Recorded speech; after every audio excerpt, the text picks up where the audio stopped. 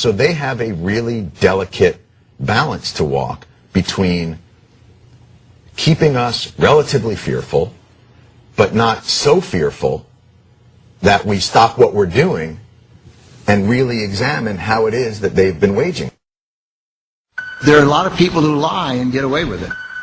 And that we will in fact find weapons or evidence of weapons programs that are conclusive. I don't think we'll discover anything myself.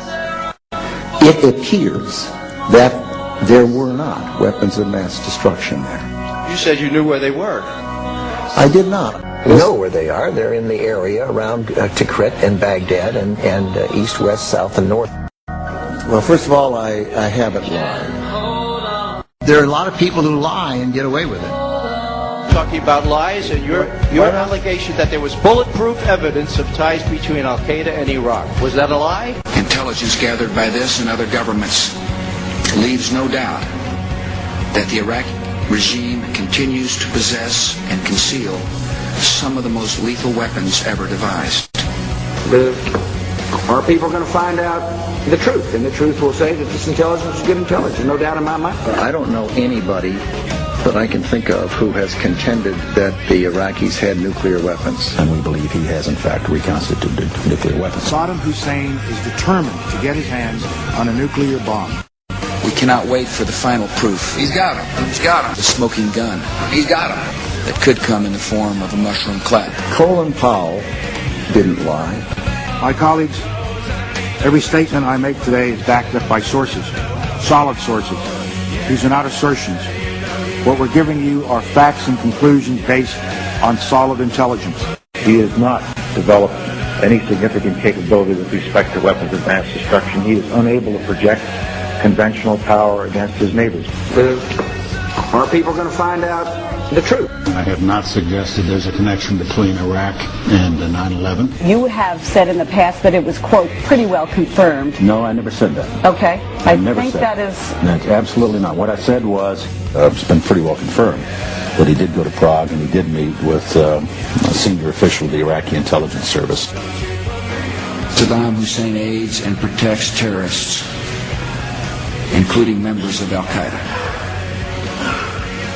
Secretly and without fingerprints, he could provide one of his hidden weapons to terrorists or help them develop their own. What did Iraq have to do with what? The attack on the World Trade Center. Nothing. He said there were three main reasons for going to war in Iraq. Weapons of mass destruction. Saddam Hussein has gone to elaborate lengths, spent enormous sums, taken great risks to build and keep weapons of mass destruction.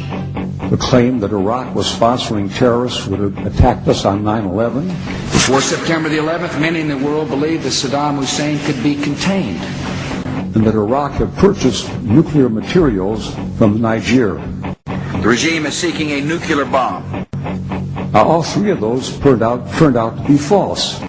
First, just if I might correct a misperception, I don't think we ever said, at least I know I didn't say, that there was a direct connection between September the 11th and Saddam Hussein. Who does the president think he's kidding? Of course, it was information that was mistaken. There are a lot of people who lie and get away with it. Those weapons of mass destruction got to be somewhere.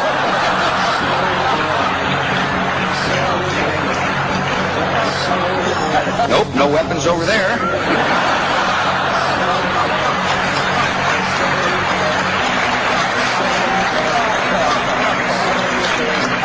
Maybe under here. When you have a precedent set like that, and you have somebody, George Tenet, acknowledging in his book that he knew that the administration was deceiving the American people into a situation that is murdering young men and women from this country and others, that George Tenet and Dick Cheney and Condoleezza Rice and George Bush et al. Should be in jail.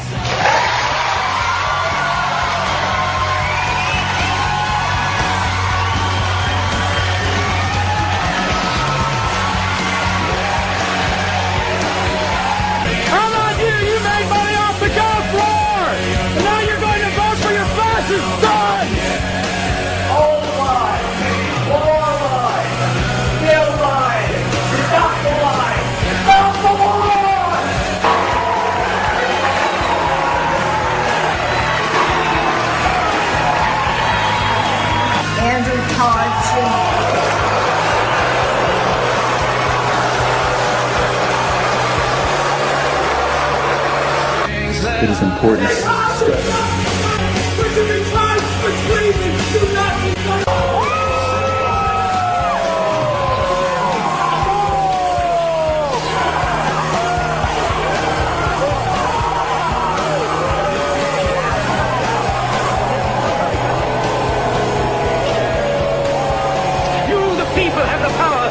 this life free and beautiful, to make this life a wonderful adventure.